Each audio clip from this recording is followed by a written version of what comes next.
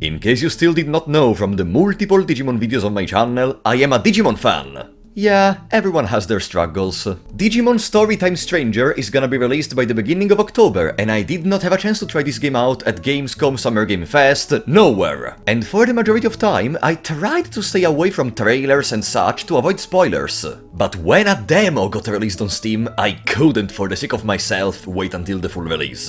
I needed to see it. I wanted to know. I had to play it. If you still don't know, Time Stranger is another entry of the Digimon Story series. You may know it from games like Cyber Sleuth or Hacker's Memory, True Grandpas know it from Sunburst or Moonlight, and just like all the other Digimon Story games, it inherits being a turn-based RPG. Once again, allow me to thank Expedition 33 for inventing the France, characters, and turn-based RPGs. So I played the entirety of the demo, and in this little video I want to tell you what I think about the game. First of all, to give you some context, let's briefly go through the story. In this game, we play as an agent of the Adamas organization, responsible for taking care of anomalies coming from the digital world. 8 years after an explosion in Nishi Shinjuku, our mission brings us on the other side of the Wall of Hope. Here, we get to experience for the first time phase electron life forms, also known as Digimons, of course. And we also enter in contact with a mysterious girl that claims to know us and joins the party. The road to our destination on top of the building makes us get involved with bigger powers we still cannot fully comprehend. There is Omegamon! Yes! He looks gorgeous with his new graphics, that's incredible, yes! Sorry. Bigger powers we still can't comprehend in what appears to be a battlefield full of digital victims and a giant artificial entity that disseminates chaos all over Nishi Shinjuku. And when I say giant, I mean giant! The gargantuan Leviathan wishes he was this big! Eventually we track down our target, intent to steal the egg of the Great Guardian, the savior of the world. But unfortunately, that's mostly all that we can see for now. It seems this led to a time travel 8 years prior in Japan. And there is also another fantastic mode we are gonna talk about later, where you are in a late part of the game, in a digital city, but that's not important for now. Let's talk about why I loved this demo. The best way to describe what's good is that they improved everything when compared to the previous entries of the series. Let's start from combat. First of all, there are no more random battles. Now you can actually see the sprite of your opponent Digimon in the overworld. And I know to some of you it may seem bland or not important, but being able to see the sprites of Digimons in the overworld expands the possibilities. Now you can make your Digimon strike the opponent prior to battle to start with an advantage, or straight up being able to knock them down. Unfortunately for now, it doesn't seem that for enemies in particular they're gonna expand on this concept too much. I mean, sprites are just randomly moving here and there, but still it's very cool to be able to witness two Digimons in the wild. As for the combat itself, you have a lot of tools at your disposal. First of all, there is now a total of 7 types and 11 elements for Digimons. Your Digimon's damage is influenced both from the Digimon type and their element. This means that your party composition will influence the battle much more. You may go from dealing 4 times the damage to dealing a fourth of damage with a flick of fingers. And trust me, there is gonna be variety. In the demo, we already know there are at least around 500 possible recruitable Digimons for your party. And we know some of them are gonna make their actual first appearance, for example Scalcidramon or Sharkmon. To make it simpler, with all this choice, you're gonna have a lot of possible members for your party for every single battle. You will have more than one reason to dynamically change your party and prepare for the opponents. Then there are follow-up attacks. If you hit the weakness of the opponent, you have extra chances to trigger a follow-up to deal extra damage. Even the battle results, which in the Cyber Sleuth series was kinda always slow and unoptimal because they always had to show you every single Digimon that levels up, gets partially solved in here. Now they have this smoother appearance to the side, where you can see the experience gained by every single Digimon very quickly, and you even have some shortcuts to instantly go into the conversion menu, into the party, into the tamer selection. All of these helps reducing the heaviness that a turn-based RPG may have for some people. I love turn-based RPGs, but some games actually made me feel heavily loaded by having to go through menus, scroll lists. In here, everything feels less slow and way more dynamic. Even the process of conversion. Converting Digimons, for who doesn't know, is the process of using the data accumulated by repeatedly fighting the Digimons to create a Digimon partner of your own. Now, this process and changing party members from your storage to your main party can be done from your menu. You do not have to go back anymore to the laboratory like in Cyber Sleuth. Thank God!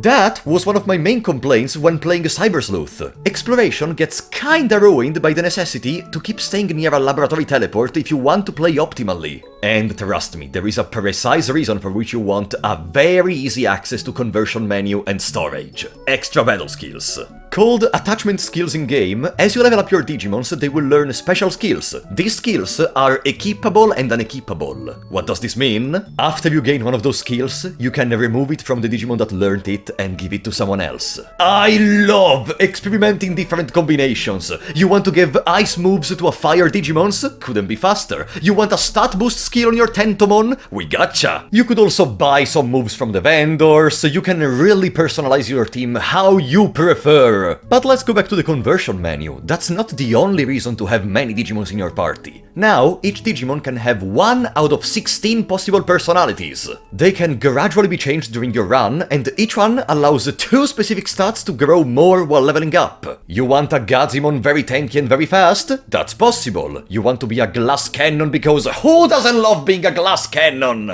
The world is your oyster. Oh, and by the way, they finally did it. The one thing I despised from Cyber Sleuth. The SPI stat. I don't know if it's pronounced SPI, probably it's SPY, SPI, SPE, I don't know. The SPI stat. Magic Defense. Finally! In the past, Magic Defense and Magic Attack were in the same skill. Now you can make some other setups. You can make a healer tank. You can make, I don't know, whatever you want. Why it required 3 games to do it? Whatever, let's be happy that it's here now. I am one of those people that may spend actually hours in a menu if I can prepare a team properly, if I can change skills like that. The game shows an incredibly smoother way to enjoy the combat system. Even exploration got a decent upgrade. Now you have the scanner function. You can see where are items on the map.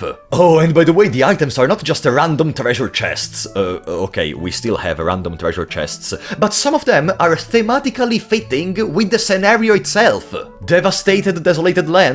Well, these boxes contain medical supplies apparently. With the scanner function, you can also spot secret walls. These walls can be broken by using your Digimons. You have a lot more ways to interact with the environment, instead of just walking through a corridor. One of the most important parts for video games is to mask the corridor to the point where you don't realize anymore that you are going through a corridor. It's to create immersion. It's to make you feel like you are actually going on an adventure. I also appreciate the little touch that our protagonist is spotting Digimon for the first time. We are learning about Digimons together with them. The UI and the graphics also got improved. I personally got overwhelmed by those huge text boxes used in Cyber Sleuth for pretty much everything. Here, everything, battle menus, dialogues, choices, everything appears tremendously smoother compared to that. Not too intrusive, beautiful at sight, and the battle animations scream yeah! As a personal taste, I love that in cutscene now we can actually witness to the characters speaking in the action. Because, I don't know, I find much more immersive when you don't have characters talking on a dialogue box, but you witness to it.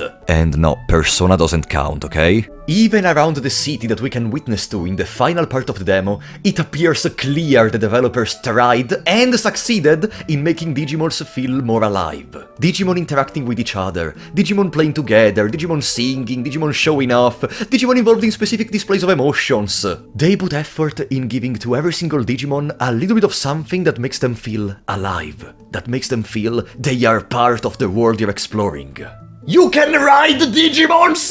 I also am a big fan of the main character design. A thing I noticed, especially in Cyber Sleuth, was the overly exaggerated designs of the protagonists, as if they tried to add too many things to them, and in the majority of places and cutscenes, they kinda feel out of place. Which is why I prefer much more the design of Hacker's Memory. In here, the design is much smoother and simpler, in a similar way to the one of Hacker's Memory. It gets on well with the environment, does not distract you too much to the point of becoming annoying, it's perfect. All of these really subverted my expectations. You know, I am a Digimon fan, as I said, and I am the first to admit that to play some of their Digimon games, you really need to love the franchise. You really need to love Digimons, or you are gonna drop the game before finishing it, or immediately in the worst case.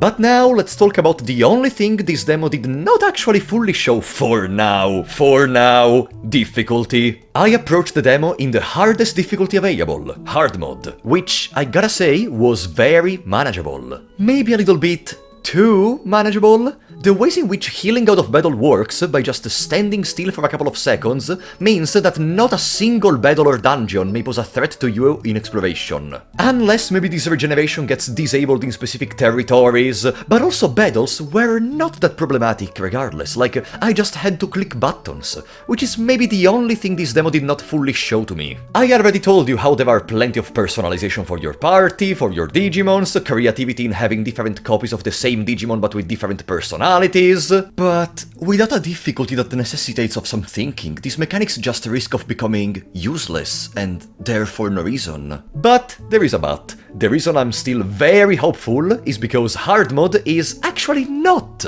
the last difficulty. It's only halfway there. There are Mega and Mega Plus after it. Who knows, maybe it's not just a stat boost for the opponents, but it's also, I don't know, disable automatic regeneration, maybe enemies will have more attacks or a better battle AI. I am very confident that all these mechanics we have access to will find strong meaning in there. And you know why I trust them?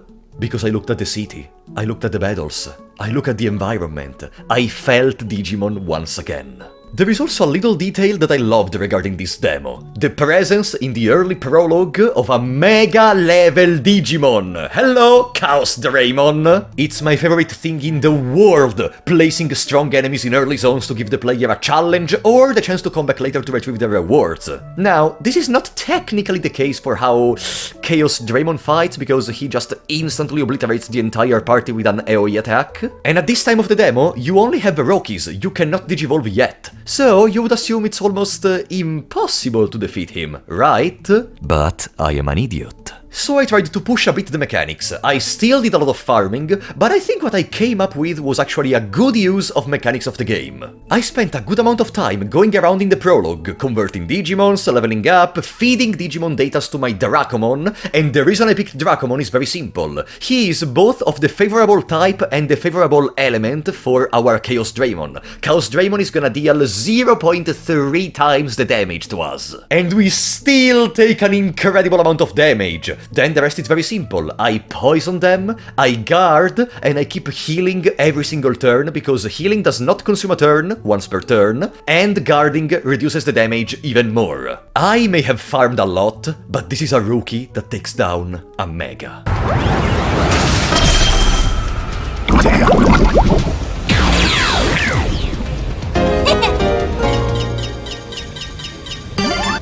Much appreciated.